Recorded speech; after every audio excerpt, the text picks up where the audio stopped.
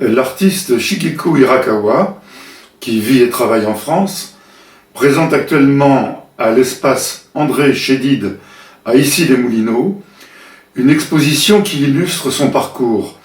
Ce parcours de Shigeko Hirakawa est totalement dédié à la relation entre l'homme et son environnement, à la relation à la nature et cette protection nécessaire de la nature.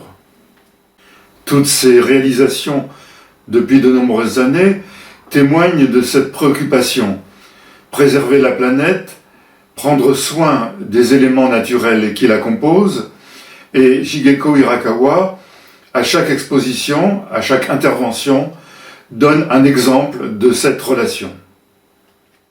Sous le titre Bulle éternelle, Shigeko Hirakawa nous entraîne dans ce voyage qui va de l'éphémère bulle de savon jusqu'à l'incommensurable bulle de l'expansion de l'univers. Et pour reprendre l'expression favorite de l'écrivain Michel Seuphor, l'éphémère est éternel. Il est possible de mettre en perspective cette exposition avec le témoignage que Shigeko Hirakawa nous proposait dans le cadre de l'encyclopédie audiovisuelle de l'art contemporain, dont je vous propose d'écouter quelques extraits. À partir de l'an 2000, de 2001, et j'ai commencé à me dire, là, il faut que je élargisse ma vision. Jusque-là, c'était par rapport à la France que j'ai travaillé, mais pourquoi pas par rapport à l'Europe, pourquoi pas par rapport à la planète.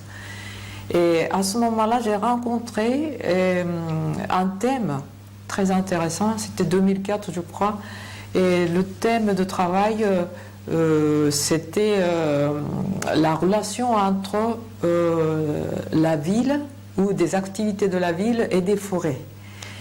Et là, j'ai commencé à me dire, en Europe, on a tendance à travailler par rapport à l'humain. Il faut que c'est plutôt l'environnement ou la planète ou quelque chose de global soit mis au centre de notre pensée. Donc la décoloration de couleurs des forêts, c'est décoloration, ça veut dire, le pigment vert c'est chlorophylle évidemment. Décoloration, ça veut dire diminution de chlorophylle. Mais chlorophylle, je pense que vous savez bien, c'est l'agent l'agent principal de la photosynthèse. Et la photosynthèse de la végétation engendre nos oxygènes en absorbant justement le gaz à effet de serre, CO2. Et donc, sans la photosynthèse, nous ne pourrons plus vivre, ça c'est très évident. Donc, la décoloration des forêts veut dire que la diminution de nos oxygènes.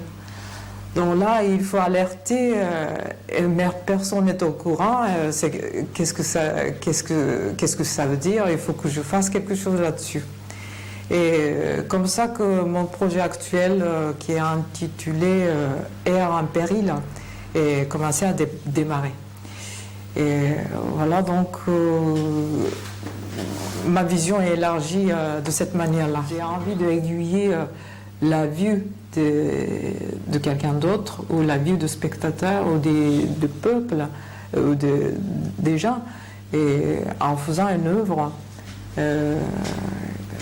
aiguiller un peu plus vers l'arbre ou des forêts, et avec une œuvre, et pour donner un moment de pensée aux forêts ou à la nature, plutôt que la vie quotidienne.